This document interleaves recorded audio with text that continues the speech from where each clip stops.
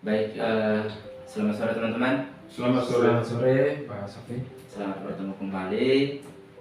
Dan pada sore hari ini kita akan melakukan praktik coaching sebagai salah satu tugas dari program guru penggerak. Agar tidak memperpanjang waktu, kita mulai saja praktik coaching kita pada sore hari ini. Dan sebelum kita mulai, kita perkenalkan diri terlebih dahulu. Dimulai kepada Pak Safri, saya perkenalkan. Saya Sefu Subaru berperan sebagai coach. Baik, saya Frederick Skuhar. Pada kesempatan ini saya berperan sebagai coaching. Dan saya sendiri, Safir Sudiharjo, akan berperan sebagai observer. Sebelum kita mulai, saya ingin menanyakan dulu kepada coach kita pada sore hari ini. Pertanyaan saya adalah yang pertama, kompetensi apa yang ingin dikembangkan oleh coach pada sore hari ini? Oke, kompetisi yang saya ingin kembangkan pada kesempatan sore hari ini adalah yang pertama itu kehadiran penuh, yang kedua itu mendengarkan aktif, lalu yang terakhir perhatian yang berbobot. Itu kompetisi yang ingin saya kembangkan pada sore hari ini. Oke, baik Pak Safri. Dari ketiga kompetensi ini, kira-kira kompetensi mana yang paling spesifik yang ingin diobservasikan pada sore hari ini? Jadi ada dua yang sangat spesifik yang ingin saya kembangkan.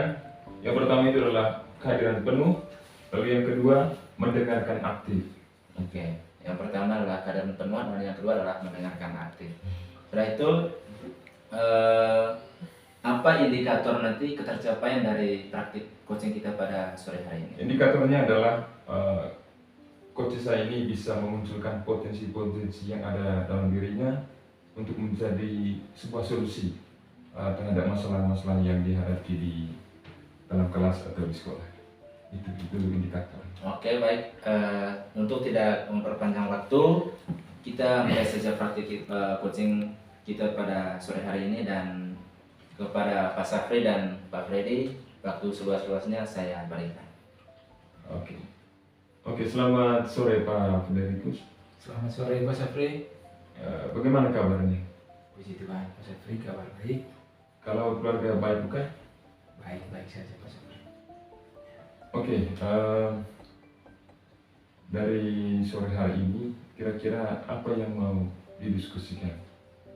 Oke Pak Safri, pertama tentunya saya berterima kasih untuk kesempatan yang diberikan kepada saya sore hari ini. Jadi ada hal yang ingin saya diskusikan dengan Bapak.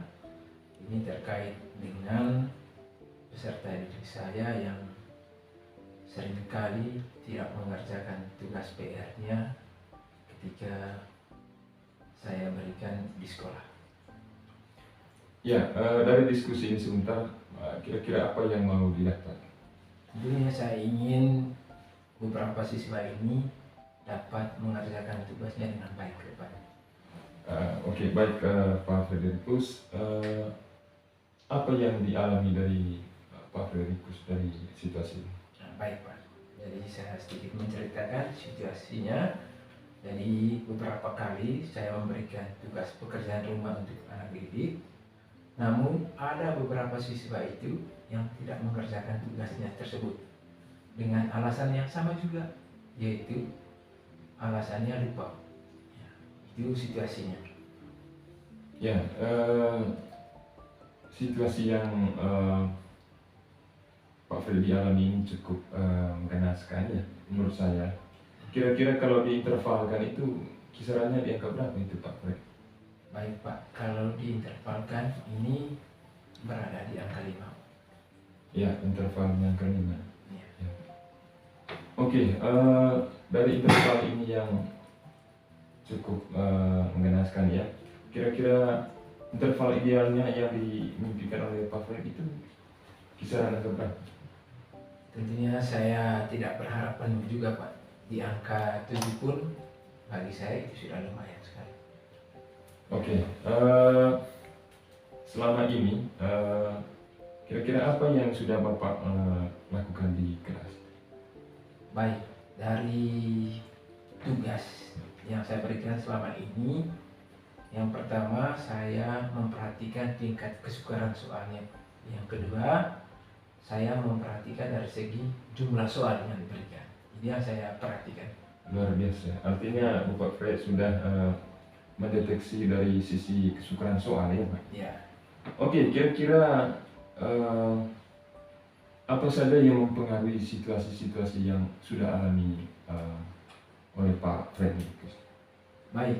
Jadi dari situasi ini saya bisa melihat mungkin anak-anak ini tidak dapat mengatur waktu kegiatannya di saat di rumah, dan juga mungkin kurangnya kontrol orang tua untuk membimbing anak di rumah, khususnya jam belajar. Iya.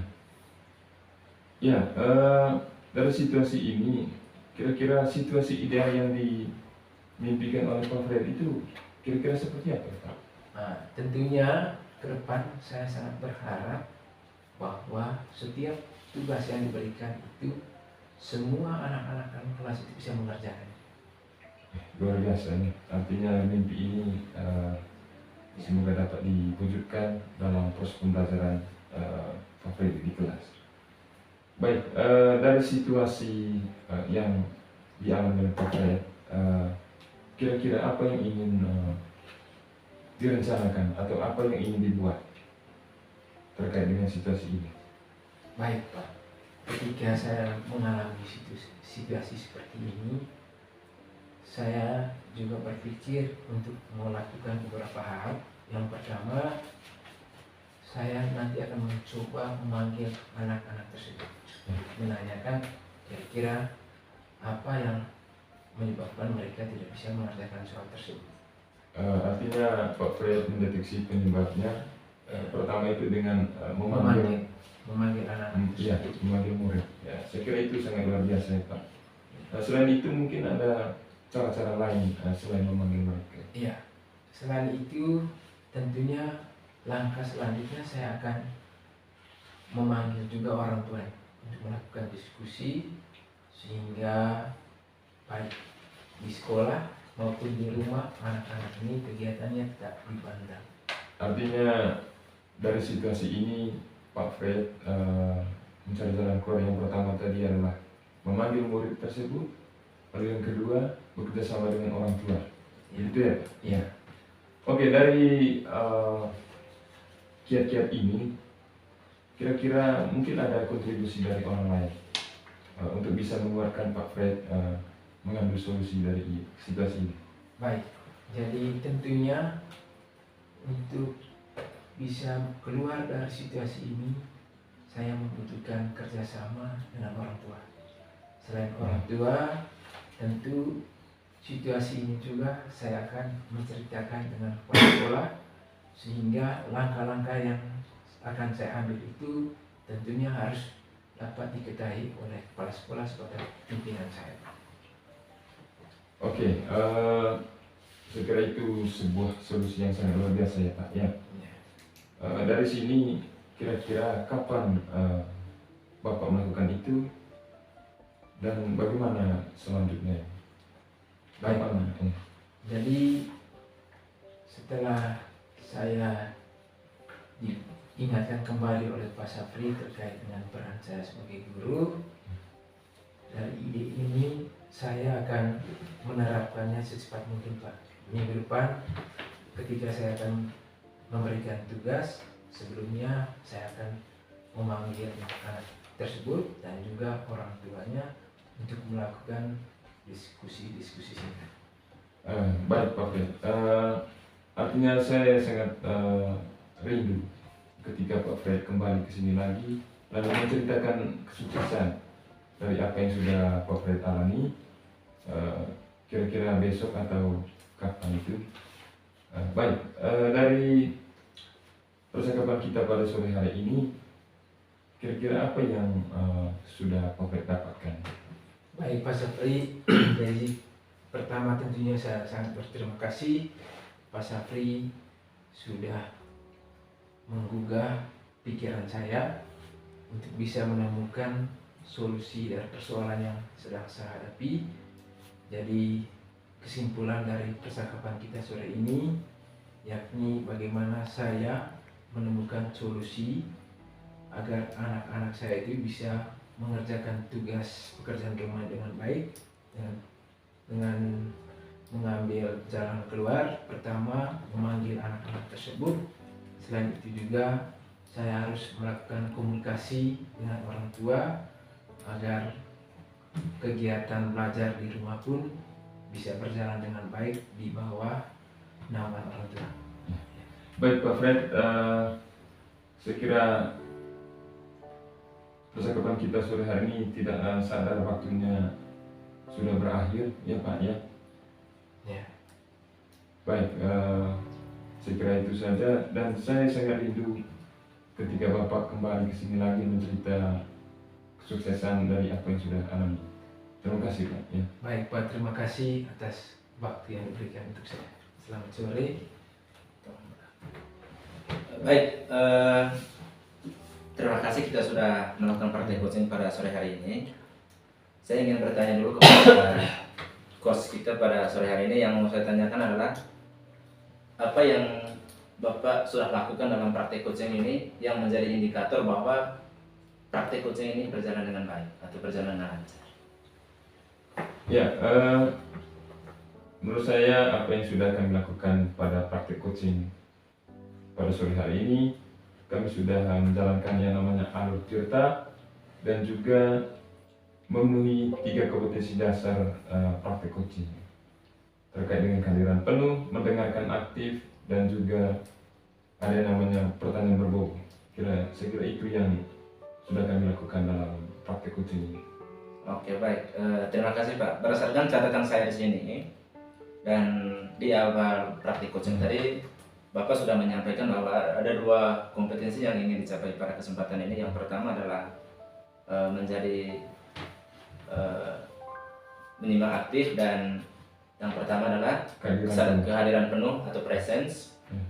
Dari observasi yang sudah saya lakukan dan yang saya lihat dalam praktik coaching ini, coach sudah hadir secara penuh dan sudah menjadi penyimak yang aktif dalam praktik coaching ini. Pertanyaan saya selanjutnya adalah, adakah kompetensi lain yang ingin dikembangkan lagi dalam praktik coaching selanjutnya? Ya, saya kira ada kompetensi yang mungkin ditingkatkan itu terkait dengan pertanyaan berbobot. Berarti kompetensi yang akan dikembangkan pada kegiatan coaching selanjutnya adalah untuk mengajukan pertanyaan yang berbobot. Itu yang kurang. Oke, saya rasa itu saja kegiatan kita pada sore hari ini yang berhubungan dengan praktik coaching, dan selamat beraktivitas untuk selanjutnya. Semoga kegiatan kita dalam LMS untuk kegiatan guru penggerak dapat berjalan dengan lancar. Selamat sore Pak, sampai jumpa lagi. Terima kasih Pak Syafi.